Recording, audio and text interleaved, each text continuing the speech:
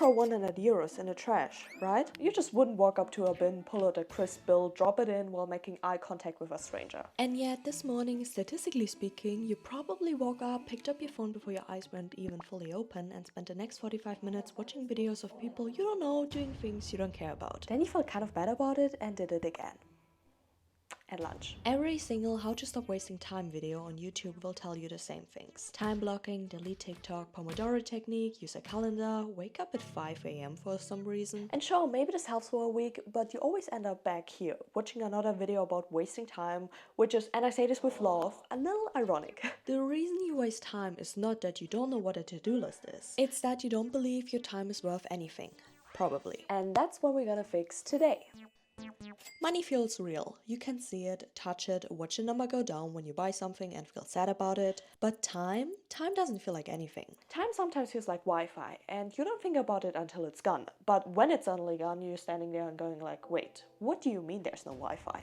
Oliver Bergman, who wrote a book called 4,000 Weeks, points out that if you live to 80, you get roughly 4,000 weeks in total. This sounds like a lot until you picture 4,000 of anything.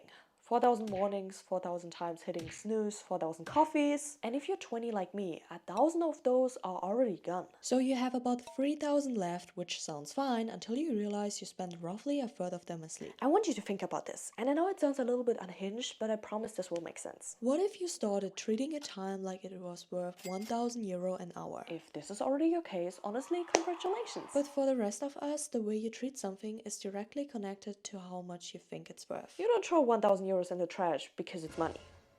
Losing it physically hurts. But you'll throw away an entire afternoon lying on a couch watching Netflix with the biggest smile on your face, wrapped in a blanket like a little burrito who has never heard the word productivity. Because time doesn't feel like it costs anything. There's always tomorrow, and that's exactly the problem. Now run your day through that filter and see what happens. You spent 2 hours scrolling this morning. That's €2,000 gone. An hour and a half lying in bed negotiating with yourself if you should get up.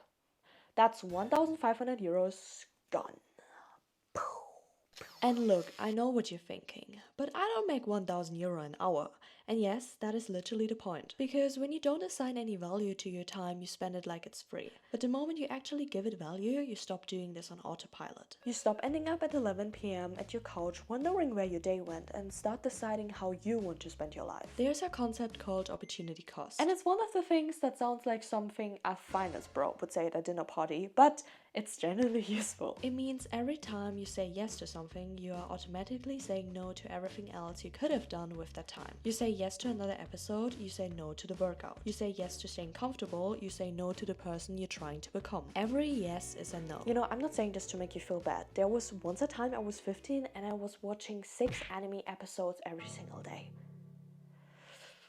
Yeah, I know. Which is so embarrassing to say because now that I'm 20, I can't tell you a single thing I got out of it. You are always choosing, and the only question is whether you're making that choice consciously or not. And most people aren't. They don't choose their days just happen to them. And then they look up and a month passed. I want you to think about everything you did this week and sort them into 2 categories. High ROI and low ROI. ROI stands for return on investment. And I know, it sounds like something people say right before they show you a graph, but it just means, am I getting something back for this time I'm spending? High ROI looks like this. Learning to actually cook, not just pasta, because spending €15 every single day on lunch is $450 a month, and I refuse to do the daily math because it will generally upset me. That skill not just saves you money, but also will make you healthier and more attractive at dinner parties. Maintaining real friendships, those are the relationships you will need the most when everything gets hard. Exercising, because your body is the only machine you cannot replace. These things pay you back, sometimes for years, sometimes for the rest of your life. Low ROI looks like this. Watching 5 episodes of a show you're not even that into. Overthinking something you cannot control. Overthinking actually has a really bad ROI because think about it.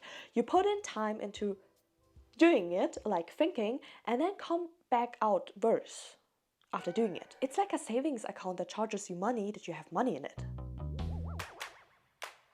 I'm not saying delete every app, go throw your phone in the lake and live in the woods. I'm just saying, before you spend your time on something, ask yourself one question. Will I be better off doing this or not? The answer is usually pretty obvious. Chapter, I don't know, I think 2. You are allowed to waste time, but you need to do it with purpose. The loop most people are stuck in is that they stay in bed an hour longer than they meant to, and then they feel guilty and spend the whole morning in a bad mood. They cancelled the plan they made with themselves, the workout, the side project, and spent the rest of the day with that low-level feeling of, I really should have done that. The guilt doesn't make them do it tomorrow. It just makes today worse. So now they've lost their time and their good mood. And probably tomorrow they're gonna do it again. If you really don't feel like getting up because you look outside the window and it's 2 degrees outside and it's raining and your bed is just way too comfortable, here's what you do instead. Tell yourself, I'm going to waste this hour on purpose as a free human being who is in control of their own life. The difference between I wasted 2 hours and I choose to relax for 2 hours is not the 2 hours. It's the intention, and the intention changes how you feel after. And how you feel after changes what you do next. Rest is not the enemy of productivity. Unintentional rest is that you then feel guilty about. So there's a difference. Chapter 3. I'm pretty sure it's chapter 3 now. Yeah. You've been watching this video for a few minutes now and you probably feel one of those two things. You're about to click away. Please don't. Or, okay, cool, I get the concept. And something in here clicked and now you want to know how you can apply this to your life. Congrats, this part is for the second group. First thing I want you to do right now is to grab your phone, go to your settings and check your screen time. I'll wait. Do you see me waiting? I'm gonna wait. And I'm going to guess that the number is higher than what you would have said if I'd asked you before you checked. And that gap is exactly where the problem lives. I want you to feel that, because you cannot change something you're not willing to look at. If checking your screen time just made you want to dig deeper and not just see your screen time and be like, oh, interesting, and then like close your phone and never think about it again, but you want to know where your time is going and where you're losing it, I would really recommend time tracking. I made a whole video about it. How I did it, how you can use the exact setup I did, and you can just copy me. I'm gonna link it below. Next, pick one recurring thing in your week that has a low ROI and swap it for something that has a high one. Maybe instead of spending your whole lunch break on the screen, you go for a 10-minute walk to a park and watch a dog. Or instead of the 45 minutes of pre-bed scrolling, you read something for 20 minutes. Start treating your time like it's worth something and watch how differently you move throughout your days. Nobody ever taught you this. They taught you math, they taught you how to write an essay, and the only conversation about time I've ever heard were people saying, I can't believe how fast this year went by. Where did my 20s go? It's insane that I'm turning 40 next week. Not once did anyone pull me aside and told me, hey, your time is worth something. So treat it like it. And you need to remember I'm 20, so there were a lot of chances of people that could do so. I really hope this video made you feel the weight of your time, not to make you feel guilty about every hour you ever wasted, but just so that next time you're about to throw an afternoon away without thinking, something somewhere in the back of your head goes, wait. As mentioned before, if you want to take the first step further, the time tracking video is linked below. If this video just gave you back 12 years of your life, the subscription button is right here. There. Think about it like a 1-second investment with a very high ROI. I think I'm using that word ROI a little bit too much. Anyways, thank you so much for watching this video. I see you hopefully in the next one. Bye!